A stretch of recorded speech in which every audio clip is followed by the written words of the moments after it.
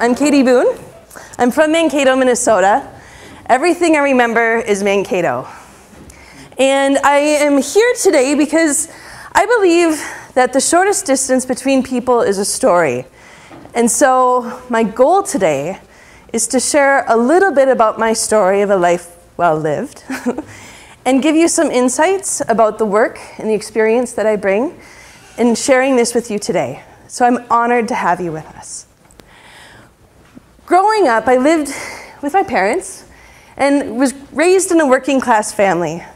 We always had the resources that we needed, and if we didn't, we found ways to make things work. And I was very curious as a young adult. And I always wanted to go out and explore the world. I wanted to meet people. I wanted to see other communities. I wanted to understand people.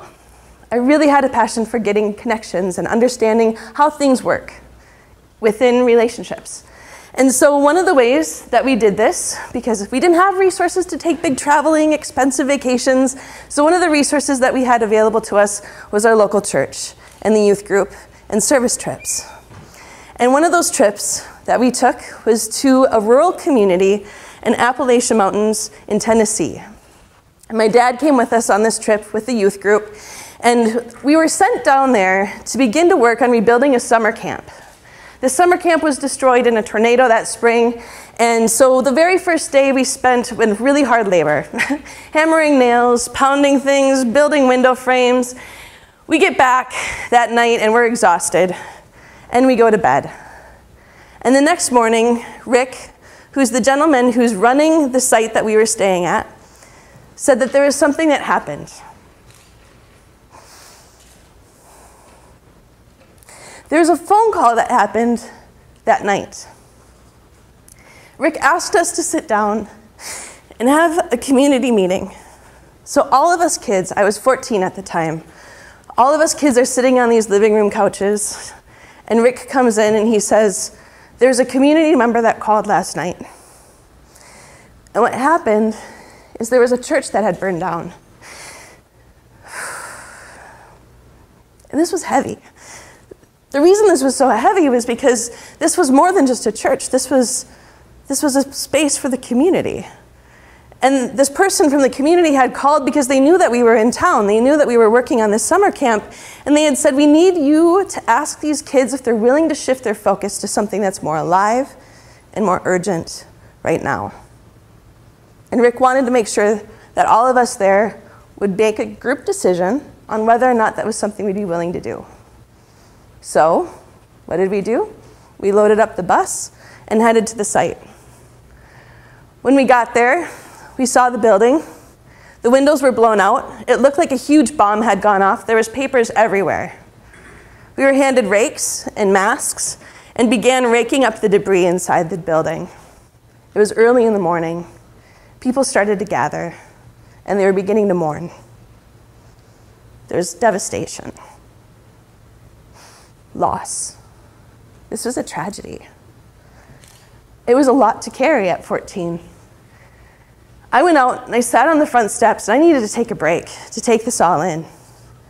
And I'm sitting down, and I put my head in my hands, and I look down, and right in between my feet is this letter that's burned and charred, but there's one paragraph that you can still read, and it's flapping, teasing me in the breeze. And I pick it up ever so carefully, and I read what this paragraph has to say. And it was a story about the Yellowstone National Forest fires and how we oftentimes see forest fires as devastation and destruction.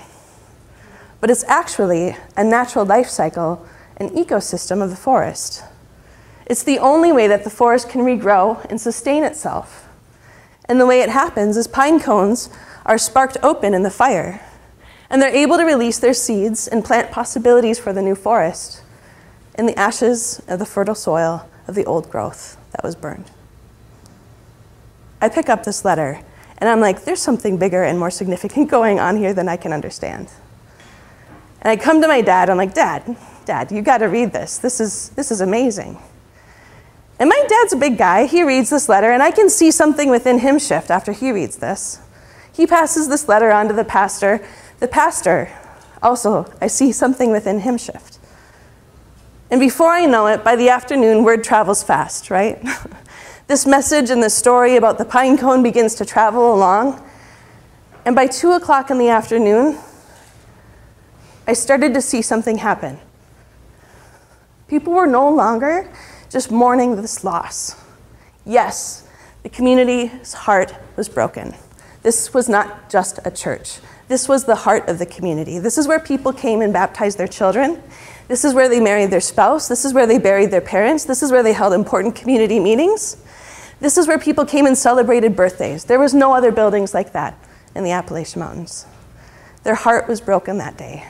But just like the pine cone, their heart was broken open. And a seed of possibility began to be explored when people came together and started to talk about what mattered. And they started to share the memories of what they explored together in that space. And at 14, that had a pretty profound shift on me. So sometimes things don't always go according to plan. You know, sometimes stuff happens, right? We can't plan on these things. Like, we weren't there to build a summer camp and planned on having this church burned down to be able to go and do this work. And this stuff happens because we find new ways to be in community together through these types of things. One of the ways this has happened for me in my personal life is I graduated high school 6 months pregnant. Not necessarily a class that I took in high school, right? So I am on every kind of form of assistance I could possibly be on. My partner, now husband, Casey, and I were living in affordable housing, on food stamps, food support, WIC. We were on every kind of form of assistance you can imagine.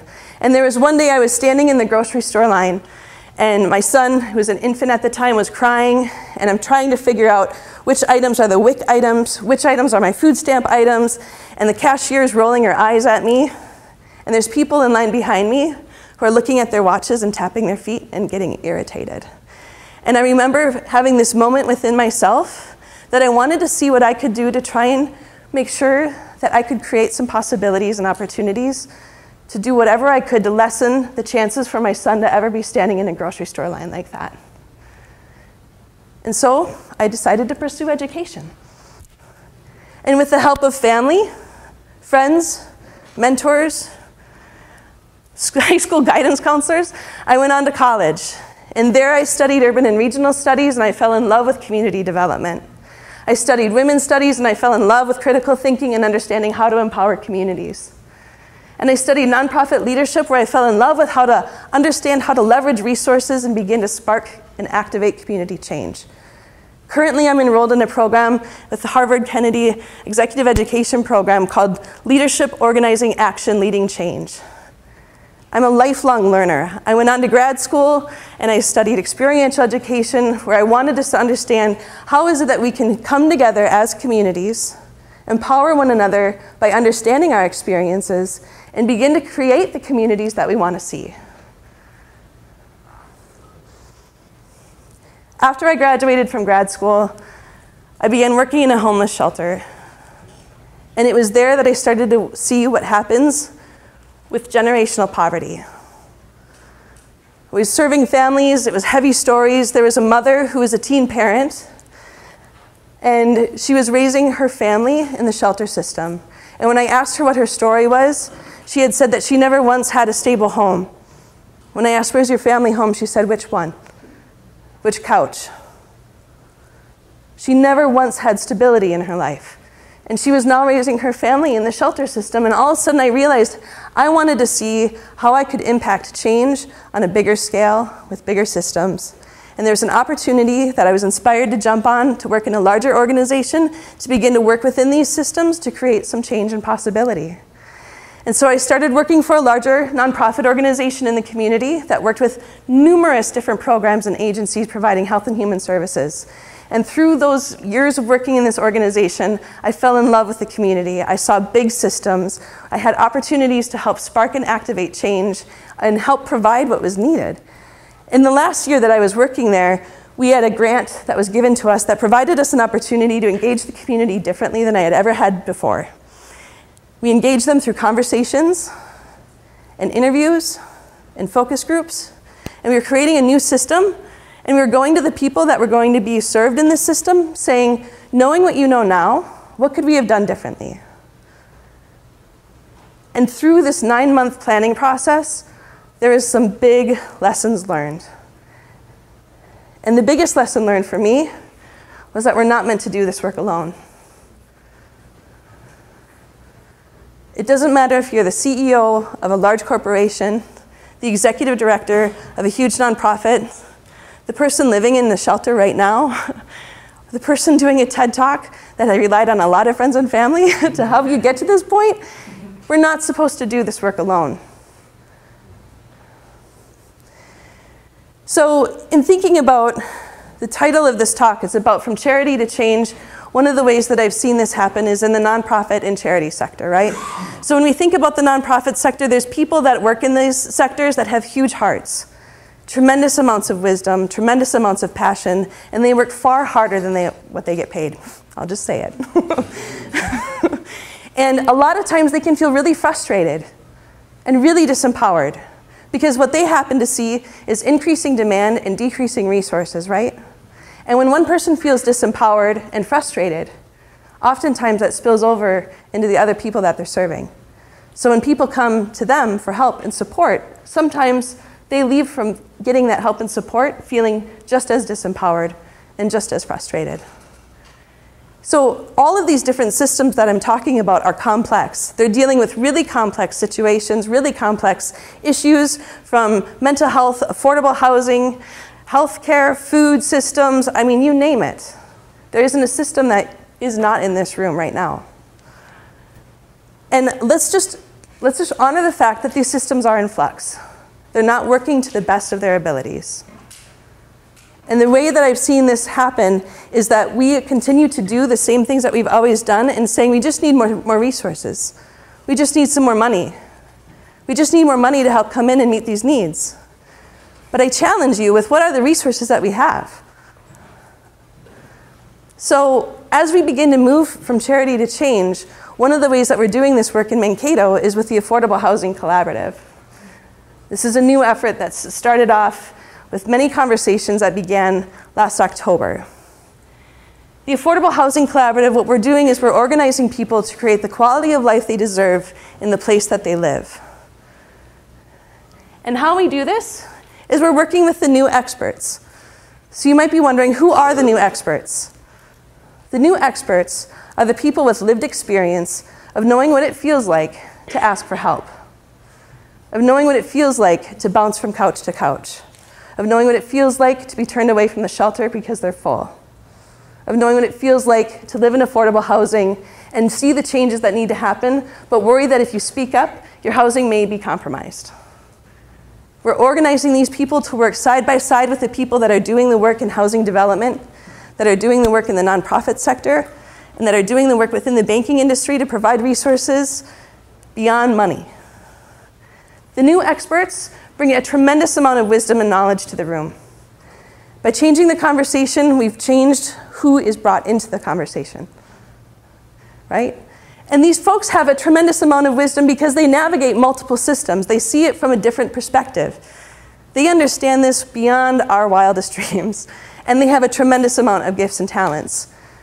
The expert team actually met this morning, and these are folks that are coming together who have backgrounds in mental health, community development, community organizing, GIS mapping.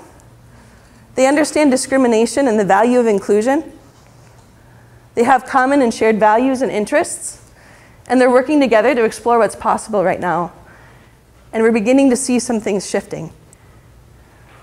So what are our principles of practice? One of the biggest things that we have to have is absolute and total trust that the resources we need are in the room. And so I ask you to take a peek and see what's here today. Every time we come together, we see the resources that we have. We know that we have the resources here. And we also have a tremendous amount of compassion and really listening and honoring each other. Listening in deep ways where we can really hear each other's stories. Because if I don't know your story, I don't know you. If I don't understand who you are, I don't understand what's needed right now. And I'm not coming here to save the day. I'm coming here to work with you, to understand what we can do together. These principles of practice are being used all over the world in different conversations, in different contexts. And this is just one example of how we're doing this here. So the biggest thing that we continue to drive home with folks that we're working with and connecting with and having stories and conversations with is that we really do have what we need. And when we sit and think about what the possibilities are, we begin to discover what those opportunities could be. So we're learning to use the resources we've got. And we're starting to see some opportunities. We're looking at these complex challenges. We're not going to have all of the answers, and that's okay. We're still coming up with the possibilities and the opportunities and taking it one step at a time together to move in the direction that we all can benefit from. So in the talk today, as we think about shifting from only charity to more of a blended model of change, I ask you to sit with the possibilities of imagining what is possible in our communities. What are the resources that we bring to the conversations and the relationships that we have? Because resources go way beyond money. It's about people, and it's about community, and it's about understanding each other's story and understanding each other's dreams so that we can begin to work on the possibilities and move towards our opportunities to create the change that's needed now. Thank you.